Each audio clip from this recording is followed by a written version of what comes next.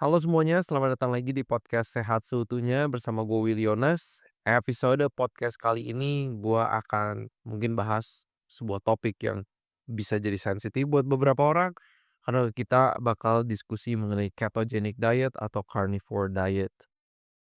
Banyak banget orang yang mengadap mengadopsi pola makan ketogenic diet, carnivore diet, dan gue punya keresahan. Oke.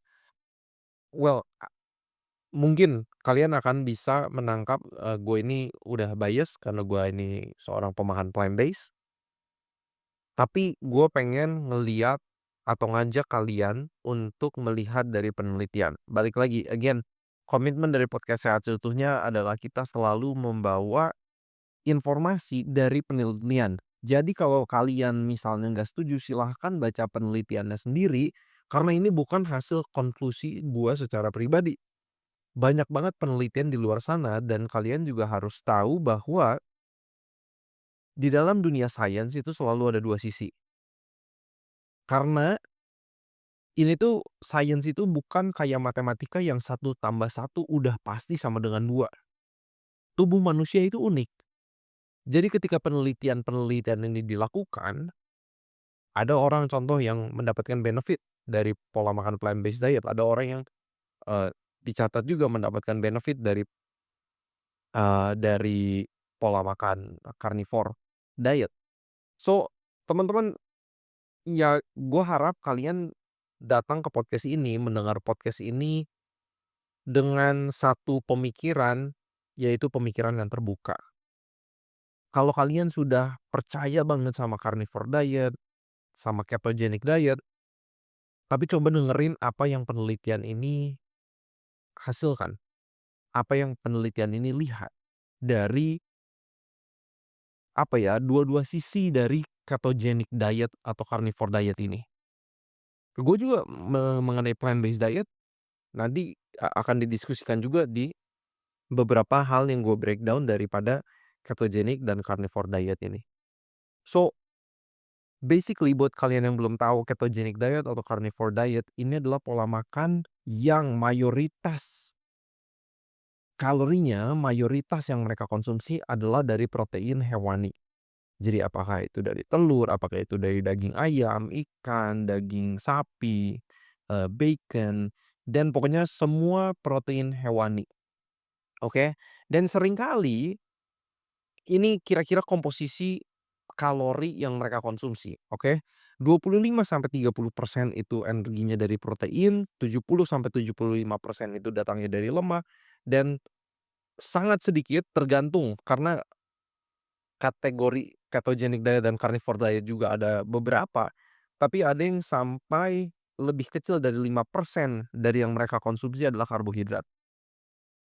Orang-orang yang mengadopsi pola makan ketogenic diet atau carnivore diet ini, eee, tesisnya adalah karbohidrat itu kita nggak perlu, yang penting itu protein, karbohidrat itu bikin kita gemuk, dan inilah pemikiran-pemikiran yang mereka punya itu. Alasannya juga ada yang mengadopsi pola makan ini oleh karena mereka ingin menjaga massa otot mereka atau meningkatkan massa otot mereka, ada. Jadi banyak alasannya, apapun alasannya, kali mereka punya pemikiran tentang paleo diet, kalau bahwa manusia dulunya berburu dan makanannya adalah daging, whatever it is, banyak, reasoning di baliknya. Tapi sekarang kita pengen ngelihat fakta dari penelitiannya, oke? Sekarang gue ingin membahas sebuah penelitian case study di Australia tahun 2024. Jadi mereka ini ingin menganalisa pola makan carnivore atau ketogenic diet ini. Analisanya gimana? Jadi mereka mau menyiapkan makanan ketogenic diet, carnivore diet yang 25-30% kalorinya itu dari protein, 70-75% itu dari lemak, dan lebih kecil dari 5% kalorinya datang dari karbohidrat. Mereka kasih ke subjek penelitian mereka dan yang mereka analisa adalah komposisi nutrisinya, oke. Analisa Hasil analisa pertama dari penelitian ini adalah Vitamin vitamin atau kebutuhan nutrisi yang terpenuhi dari ketogenic diet dan carnivore diet atau bahkan berlebih adalah vitamin riboflavin, niacin, fosforus, zinc, vitamin B6, vitamin B12, selenium, vitamin A, itu lebih dari cukup. Udah sangat terpenuhi, oke. Proteinnya pasti tercukupi, of course, ya kan. Kebutuhan lemaknya juga sangat tercukupi. Itu hasil analisa pertama dari hasil penelitian ini. Analisa kedua, mereka mempertanyakan mengenai sustainability. Kenapa? Karena ada beberapa vitamin dan mineral juga yang kurang. Kita pengen fair, oke? Ketika orang mengkomentari plant-based diet, mereka bilang, "Oh ya, B12-nya kurang, oh ya zat besinya kurang." Ingat juga di carnivore diet itu bisa juga kurang terhadap vitamin sama mineral tertentu. Contoh, beberapa vitamin yang kurang adalah dari thiamin, magnesium, kalsium, vitamin C. Di kasus tertentu ini penelitian ini yang mencatat, oke. Kalau kalian nggak percaya kalian bisa langsung baca penelitiannya. In some cases, itu bisa juga orang yang udah ketogenic diet dan carnivore diet, komposisi dari zat besinya kurang, folatnya kurang, iodinnya kurang, potasiumnya kurang. Guys, again, I'm trying to be fair. Menganalisa dari sisi komposisi nutrisinya. By the way, gue juga pengen kasih catatan bahwa yang gue diskusikan di sini adalah ketogenic diet dan carnivore diet. Gue bukan ngebahas mengenai orang yang banyak makan sayur buahnya, tapi masih makan daging. Makan karbohidrat, tapi masih makan daging. Itu beda kasusnya. Karena kalau ketogenic sama carnivore diet ini sangat mengurangi jumlah karbohidrat dan meningkatkan dari asupan protein dan lemak hewani. Jadi komentar gue akan sangat berbeda ketika seseorang melakukan gizi seimbang, sayur buah, biji-bijian, kacang-kacangan, sumber karbohidrat ada, tapi masih ada protein hewani. Sangat berbeda, oke. Jadi teman-teman, kalian bisa lihat juga harus bisa menganalisa dari dua sisi. Kalau ketogenic diet, carnivore diet, ini itu masih bisa juga ada potensi kurang vitamin dan mineral tertentu, oke.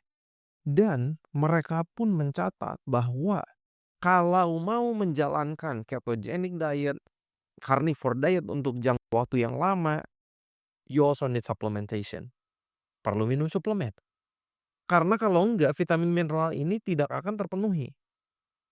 Jadi apa bedanya teman-teman dengan orang-orang yang suka mengomentari, pemakan plant-based diet, oh ya lu kan harus minum suplemen vitamin B12. What's the difference with the ketogenic and carnivore diet people?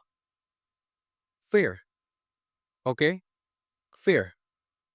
Lihat penelitiannya, baca penelitiannya, supaya kita terbuka. Again, semoga gua nggak terdengar, apa ya, quote unquote kasar, terdengar ofensif atau defensif terhadap plant-based diet, tapi gue ingin membuka wawasan, oke? Dan side effects apalagi yang mereka lihat dari sisi carnivore diet dan ketogenic diet kalau dilakukan secara long term. Satu, mereka tidak mengkonsumsi serat, karena serat hanya ada di makanan nabati, sedangkan di makanan-makanan nabati ini ada yang namanya anti-nutrients seperti lectin, oxalates, phytates, dan ini seringkali dilihat negatif, tapi senyawa-senyawa ini itu bisa membantu penyerapan beberapa mineral, oke. Dan seperti yang tadi gua mention, kurang beberapa nutrisi seperti thiamin, magnesium, kalsium, vitamin C, dan di kasus tertentu bahkan zat besi, folat, iodin, dan juga potasium itu bisa bisa kurang juga, oke. Yang pasti kurang serat karena di makanan hewani tidak ada serat sama sekali, dan yang menarik juga kalsium, oke. Gue pengen highlight ini bahwa seringkali orang bilang, "Oh ya, pemakan plant-based udah nggak minum susu sapi, keju, dan lain-lain, lu bakal kurang kalsium." Hey, orang-orang carnivore diet juga di penelitian ini dicatat untuk long term-nya, bisa aja kurang kalsium, oke? Karena daging bukan sumber kalsium yang baik juga, oke? So, ini 2 sisi yang kita perlu lihat dari ketogenic diet, carnivore diet juga. Karena kemarin-kemarin ketika gue mulai season 4 ini, udah ada juga yang komentar-komentar, "Oh iya kan ada manfaatnya juga dari ketoasidosis dan lain-lain." Ya, gue bilang, "Yes, oh well I'm happy for someone who has lose weight, oleh karena carnivore diet, ketogenic diet." Tapi gue pengen lihat sustainability untuk long term-nya juga dan side effect yang mungkin terjadi. Karena jangan juga kita cuman ikut-ikutan banyak influencer, yang ngomong-ngomong terus soal protein hewani, adopsi ketogenic diet, carnivore diet, terus kita langsung percaya aja gitu karena kita suka daging, oke? Jadi kita harus lihat dari 2 sisi yang harus selalu kita lihat. Nah, untuk menutup episode podcast ini, gua ingin kutip dari satu penelitian juga yang, keluar di tahun-tahun belakangan nih, di tahun 2000, let me check real quick supaya gua langsung kasih data yang akurat, keluar di Maret 2024, oke. Ini juga mereka penelitiannya mau melihat bagaimana dampak dari ketogenic diet ke kesehatan jantung, kesehatan pembuluh darah, oke. Ini yang mereka bilang, gua ngutip, "To sum up, the ketogenic diet does not fulfill the criteria of a healthy diet proposed by the European Society of Cardiology." Pola makan ketogenic diet itu tidak memenuhi kriteria yang disebut pola makan yang sehat oleh Asosiasi Dokter Jantung di Eropa. Bukan gue ngomong, gue cuman ngutip. Kenapa? Alasannya, karena asupan dari lemak jenuh saturated fatnya tinggi. Standar yang kita bisa bilang itu healthy diet, asupan dari lemak jenuh itu tidak boleh lebih dari 10% dari total kalori. Lalu yang kedua, kenapa tidak termasuk kategori healthy diet? Karena asupan buah dan sayurnya kurang dari 200 gram per hari. Coba aja lihat orang-orang yang makan ketogenic diet, gak ada makan buah. Sekalipun makan buah itu sangat sedikit, gak nyampe 200 gram kalau kita mau memiliki kesehatan jantung yang lebih baik. Lalu kenapa ini tidak termasuk dalam kriteria healthy diet? Karena mereka tidak mengkonsumsi whole grain, serealia utuh, makanan sumber karbohidrat yang minimal prosesnya. Nggak cukup juga asupannya. Dan yang terakhir alasannya karena mereka tidak mengkonsumsi serat yang cukup. Sarannya adalah antara 30 sampai 45 gram serat per hari. Bisa dicapai kalau kita cukup makan sayur buahnya, biji-bijian, kacang-kacangan. So teman-teman, European Society of Cardiology tidak menganggap ketogenic diet ini sebagai healthy diet. Gue cuma sharing, faktanya ini ada juga. Semoga kalian bisa lihat dari dua-dua sisi.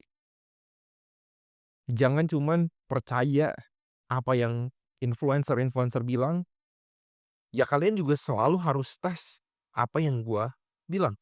Makanya sekarang gue selalu kasih paper yang gua rangkumkan di setiap episodenya, di deskripsi podcastnya, apakah di Spotify, apakah di YouTube, supaya kalian bisa baca, cek secara langsung, minta AI untuk, kasih summary-nya, minta AI untuk kasih rangkumannya, kalian bisa langsung tahu.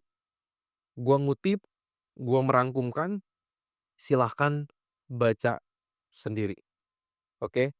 Dan penelitian ini yang yang keluar di tahun Maret 2024, mereka juga bilang kayak gini, mereka mengutip satu penelitian yang telah dilakukan di tahun 2021. Mereka mencoba memberikan ketogenic diet ke pasien diabetes. Hasilnya, pasien diabetes tidak membaik dengan ketogenic diet dan olahraga yang telah dipraktekkan.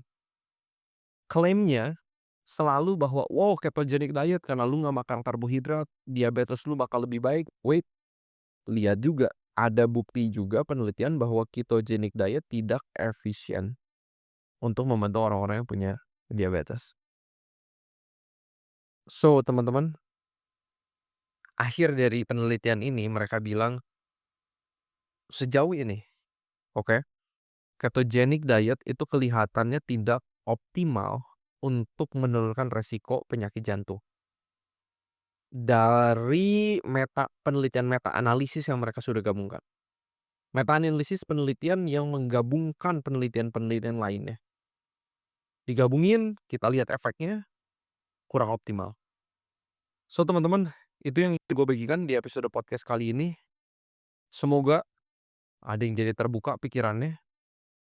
Secara gue pribadi, oke, gue sendiri plant based, gue nggak makan daging, tapi gue lebih senang ketika seseorang mempraktekkan balance diet, di mana yang disarankan Kemenkes, isi piringku sayur buahnya ada, sumber karbohidrat ada, protein ada, nabati hewani. Silahkan kalau masih mau makan protein hewani.